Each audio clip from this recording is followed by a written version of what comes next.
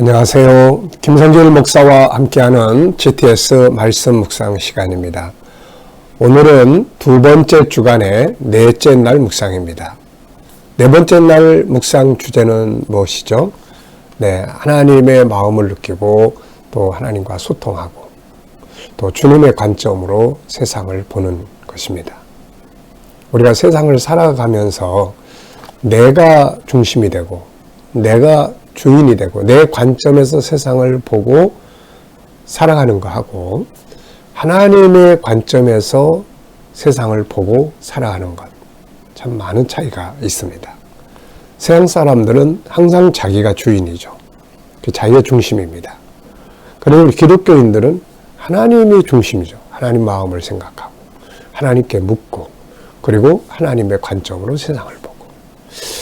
자, 어떻게 사는 것이 더 좋은 삶일까요? 당연히 하나님의 관점으로 세상을 보고 하나님의 마음을 생각하고 사는 것이 훨씬 더 좋은 삶을 만들 수가 있습니다. 요셉은 노예로 팔려갔지만 자기 눈으로 자기 관점으로 그 상황을 본 게 아니라 하나님의 관점으로 그 상황을 보죠. 형제들이 날 팔아먹었어 이렇게 본 게 아니라 하나님이 나를 이곳에 보내셨다 이렇게 본 거죠. 자, 이 차이점이 얼마나 클까요? 결국 그 차이점이 요셉을 성공자로 만들어줬던 겁니다. 자, 오늘 좀 더 이런 부분을 묵상하면서 우리가 훈련하고 그래서 하나님이 관점으로 세상을 보고 하나님의 마음을 생각하고 하나님과 소통하면서 승리의 좋은 삶이 되시기 바랍니다. 자, 오늘도 그림을 정리를 해보겠습니다. 오늘 그림은 아주 참 기분 좋은 그림, 사모하는 그림입니다. 자, 느끼시는 걸 적어보십시오. 저는 제자들에게 임하신 성령, 불같이 임했죠. 불덩어리들이 각 사람의 머리마다 이렇게 임한 것을 볼 수가 있습니다. 참 감사한 일입니다. 그리고 새로운 역사, 이렇게 적었어요. 새로운 역사가 시작이 되었다. 성령의 역사는 뭐든지 다 바꿔놓습니다. 성령의 역사는 새로운 출발을 하게 만들어요. 그리고 강하게 만듭니다. 담대하게 만들죠. 그래서 성령의 충만함이 우리 믿는 자들에게는 최고의 재산이고 축복입니다. 자, 여러분도 이걸 보면서 느끼는 것을 적어보시기 바랍니다. 두 번째입니다. 분석이죠. 보이는 것, 보이지 않는 것. 보이는 면만 보지 말고 보이지 않는 부분들을 생각하고 찾아보는. 우리가 어떤 기획을 하나 하더라도 보이는 현실만 보지 말고 보이지 않는 영역들을 체크할 수 있어야 되죠. 그래서 그 보이지 않는 영역들을 체크해서 또 결과를 예측하고 또 그것을 통해서 문제가 생길 수 있는 영역까지도 체크해 볼 수 있고 이런 것들이 바로 실수하지 않고 실패하지 않는 방법입니다. 자, 눈에 보이는 부분은 우선 다락방, 이 다락방이라지만 좀 큰 공간이죠. 큰 공간. 자, 그리고 여기에 성령의 임재가 각 사람의 머리 위에 불로 이렇게 임한 것 같아요. 자, 불이 임했으니까 얼마나 뜨겁겠습니까? 그리고 제자들. 자, 보이지 않는 부분은 성령의 특징입니다. 성령의 임하심의 특징이 정말 다양하게 임하죠. 또 성령 받은 제자들의 상태, 그리고 이 결과, 또 성령을 보내신 하나님, 이렇게 보이지 않는 부분에서 여러 가지로 많은 것들이 나타납니다.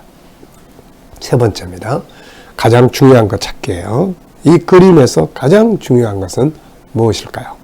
저는 성령의 임재다 이렇게 적었습니다.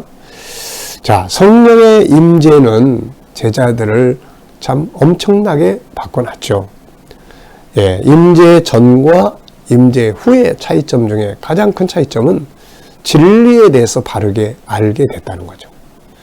진리는 예수님이고 천국이고 말씀인데 사실 제자들이 예수님 3년 동안 따라다녔지만 그때 예수님 잘 몰랐어요. 주는 그리스도시요 이렇게 고백을 했어도 그때 말한 그리스도는 그들의 다윗 왕국의 왕으로 오신 분 이렇게 생각을 했던 거죠. 나중에 성령이 임하고 나니까 이게 깨달아지기 시작하는 거예요. 알게 되기 시작하는 거예요. 그래서 예수님은 인류를 죄에서 구원하러 오신 분이구나. 그때부터 십자가가 자랑스럽게 느껴지기 시작을 한 거죠. 네. 천국, 예수님이 증거하신 하나님 나라가 다윗 왕국이 아니고 하늘에 있는 나라구나. 이런 것들을 이제 알기 시작을 한 겁니다. 그리고 담대해졌어요. 성령 충만이 참 좋은 것은 담대해지는 거예요. 담대함, 능력, 담대함. 네. 참 좋은 겁니다. 네 번째입니다. 기억력을 향상시키는 코너예요. 자, 그림을 보고 떠오르는 이야기나 사람, 성경을 적어보는 것입니다. 자, 먼저 성경을 생각을 해보면 사도행전 2장 성령 임재, 요한복음 14장 예수님께서 내가 가면 보혜사 성령을 너에게 보내줄 게다 약속. 또 사도행전 2장 이후에 이제 이 제자들이 막 강하게 사역하는 이런 역사들이 이제 나타나죠. 자, 저의 인생에서 성령의 임재와 이 불, 참 많은 체험이 있습니다. 제가 맨 처음에 성령 체험할 때 불로 체험을 했죠, 저도. 그때는 그게 뭔지 몰랐어요. 근데 기도할 때 이렇게 내 마음속에서 이렇게 아랫배에서부터 막 뜨거워지기 시작하는 거예요. 그래서 아니 왜 이렇게 이게 배가 뜨겁지? 네, 이랬던 체험. 그걸 통해서 주님이 내 안에 오시고 믿음이 생기고 막 엄청난 역사들이 출발을 하게 됐던 거죠. 그리고 이제 그 이후에 이제 부흥회를 하게 됐지 않습니까? 집회. 제가 이 부흥회 때 이런 은혜를 체험했기 때문에 그래서 이제 다른 교회 가서 부흥회도 하고 또 막 이렇게 우리 교회에서 해마다 2번씩 부흥회를 합니다. 네, 이때 보면은 이렇게 성령이 뜨겁게 일을 하시는 경우들이 굉장히 많았어요, 이게. 그러면서 이제 함께 나타났던 것들이 뭐 방언도 하고 그런 은혜의 체험들이 나타나기 시작을 했던 거죠. 그래서 이제 우리 교회가 형성이 됐던 겁니다. 지금 생각해 보면은 성령께서 그렇게 임하셨구나. 이런 역사는 지금도 똑같은 거예요. 지금도. 물론 어떤 사람은 고요하게 또 어떤 사람한테는 시원하게 생수처럼 이렇게 임하실 때도 있지만 보통 이렇게 성령이 역사할 때 보면 뜨겁다 하는 이런 생각들, 이런 경험들을 하게 됩니다. 지금도 똑같이 성령께서 이렇게 일하시니까 항상 사모하는 마음 가지고 예배 참석하면 예배 때도 성령께서 이렇게 뜨거움을 우리에게 주시고 이렇게 되는 거죠. 자, 그 다음에 이제 5번째 코너는 과거, 현재, 미래 그림을 그려보는 겁니다. 상상력이에요. 가운데 그림 놓고 앞에는 어떤 그림을 그리면 좋을까요? 네, 앞에는 예수님의 약속 그리고 제자들의 기도. 뒤에 그림은 어떤 그림 그리면 좋을까요? 이제 사도들이 막 능력이 나타나서 복음을 외치는 그런 장면들이 그려질 수 있을 것 같습니다. 과거, 현재, 미래. 오늘의 나의 삶이 나의 미래를 만든다는 것 꼭 기억해 두시기 바랍니다. 자, 오늘도 우리 본문 말씀을 다 같이 읽어보겠습니다. 자, 본문 말씀. 구조는 4-4-3-2. 4는 성령의 임재. 그 다음에 4는 모여든 사람들이 자기들의 나라 말로 들으면서 신기한 내용. 그리고 3은 그들이 모여들었던 그들의 나라. 그리고 2는 한쪽은 신기하게 느끼고 한쪽은 조롱하는 이런 모습을 기록하고 있습니다. 자, 읽어보겠습니다. 사도행전 2장 1절. 오순절 날이 이미 이르매 그들이 다 같이 한 곳에 모였더니 호련히 하늘로부터 급하고 강한 바람 같은 소리가 있어 그들이 앉은 온 집에 가득하며 마치 불의 혀처럼 갈라지는 것들이 그들에게 보여 각 사람 위에 하나씩 임하여 있더니 그들이 다 성령의 충만함을 받고 성령이 말하게 하심을 따라 다른 언어들로 말하기를 시작하니라. 그때 경건한 유대인들이 천하 각국으로부터 와서 예루살렘에 머물러 있더니 이 소리가 나매 큰 무리가 모여 각각 자기의 방언으로 제자들이 말하는 것을 듣고 수동하여 다 놀라 신기하게 여겨 이르되 보라, 이 말하는 사람들이 다 갈릴리 사람들이 아니냐.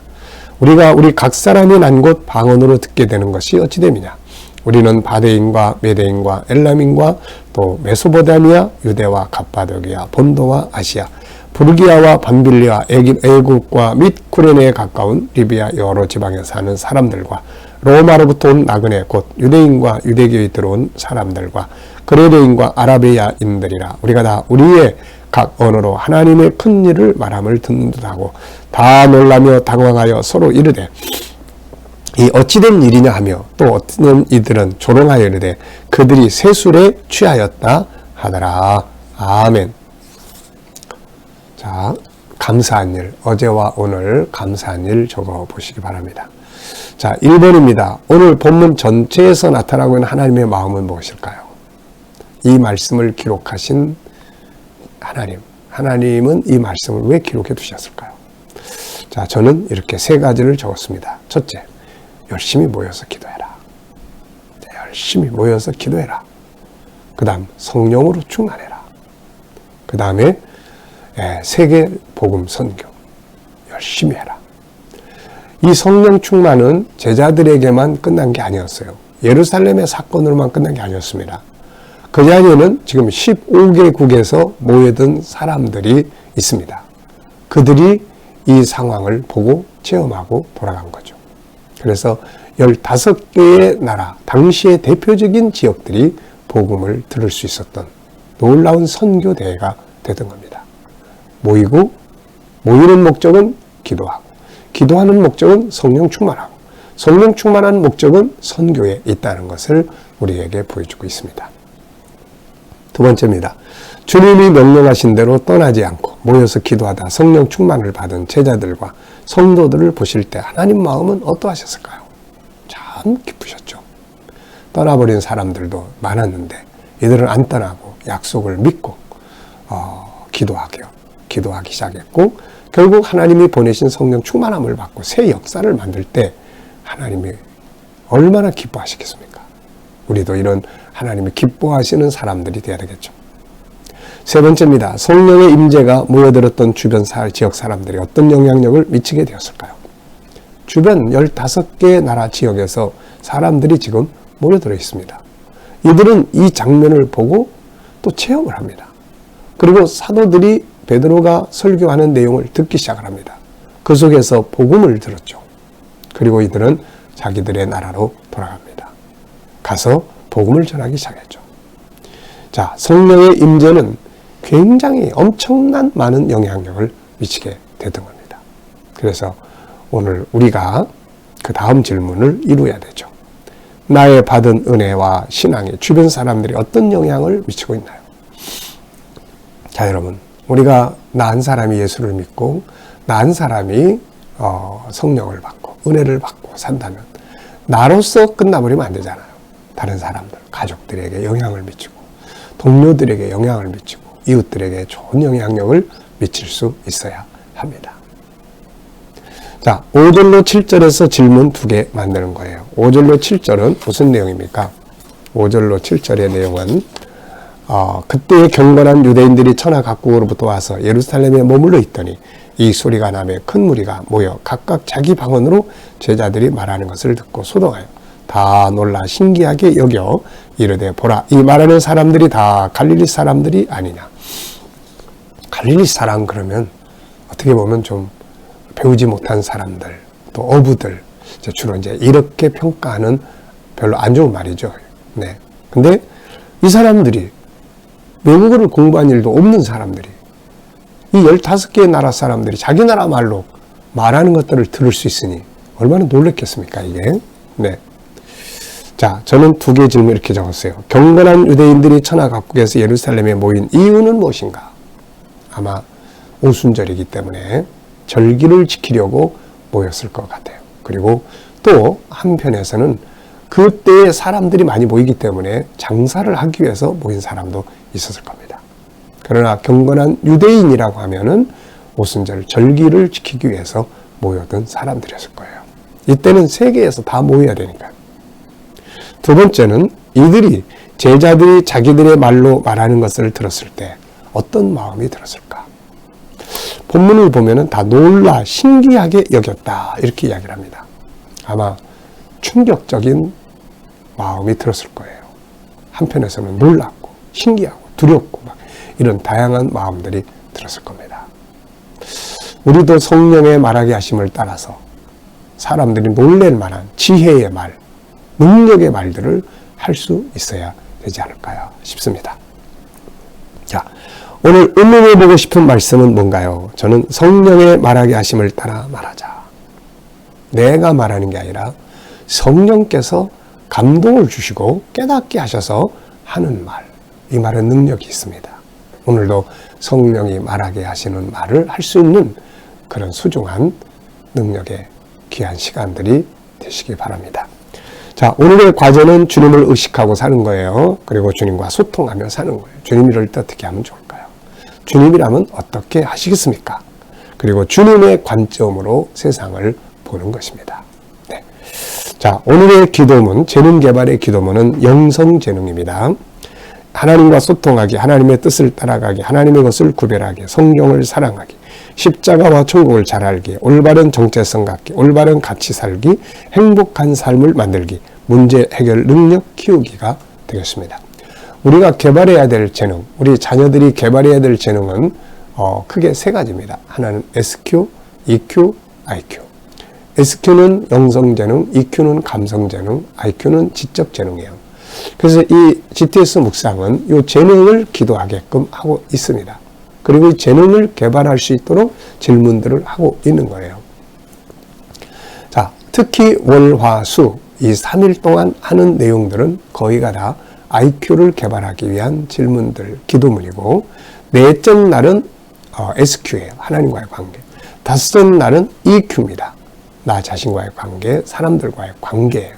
그 다음에 또 여섯째 날, 일곱째 날은 이제 역시 이렇게 내가 소속된 것과 함께하고 또 세상에 유익을 끼치는 공익적인 부분들이에요. 그래서 이 감성 재능을 또 다루고 있습니다. 네, 그래서 월화수는 지적 재능, 그 다음에 목요일은 영성 재능, 그 다음에 금토일은 감성 재능, 이렇게 보시면 되겠습니다. 그래서 이런 재능들이 잘 발전되면 삶이 정말 멋지게 살아갈 수 있는 거죠. 오늘도 성령이 말하게 하심을 따라서 말하면서 승리하는 복된 날 되시기 바랍니다. 기도하고 마치겠습니다. 주님 감사합니다. 오늘도 주신 말씀 잘 따라 살아가게 하시고 특히 성령의 말하게 하심을 따라서 말하고 행동하게 하여 주옵소서. 주님께서 오늘도 또 우리 자녀들과 성도들 주신 재능 잘 개발되게 하여 주시고 특별히 오늘은 영성 재능이 잘 개발되게 하여 주옵소서. 하나님과 소통하고 하나님의 뜻을 따라가고 하나님의 것을 구별하고 성경을 사랑하고 십자가와 천국을 잘 알고 올바른 정체성을 갖고 올바른 가치를 살며 행복한 삶을 만들고 문제 해결 능력을 키워가게 하여 주옵소서. 주님 오늘도 우리 자녀들과 성도들 머무는 곳에 함께 하셔서 코로나로부터 안전하게 지켜주시고 또 믿지 않는 우리 자녀들, 친척들, 이웃들 중에 주님 돌아오게 하여 주시며 또 저희들이 믿음으로 살아가는 직장과 사업장들을 또 형통케 하여 주시고 또 저희들이 창의력으로 일할 수 있게 하여 주시옵소서. 새로운 일터를 구하는 자들에게는 좋은 일터들이 예비될 수 있게 하여 주시고 치료받는 성도들에게는 모든 질병에서 치유의 능력이 강하게 역사하여 주시옵소서. 주님, 또 저희들 가운데 온 세계 곳곳에 있는 우리 선교사님들과 또 저들의 사역 가운데 함께해 주시고 이 나라와 민족 지켜주셔서 이 땅에 코로나 소멸되게 하시고 지도자들이 지혜 가지고 이 나라 잘 이끌어가게 하여 주시옵소서. 오늘도 능력 있게 하루를 살아갈 수 있도록 역사해 주시옵소서. 감사하며 예수님의 이름으로 기도하옵나이다. 아멘.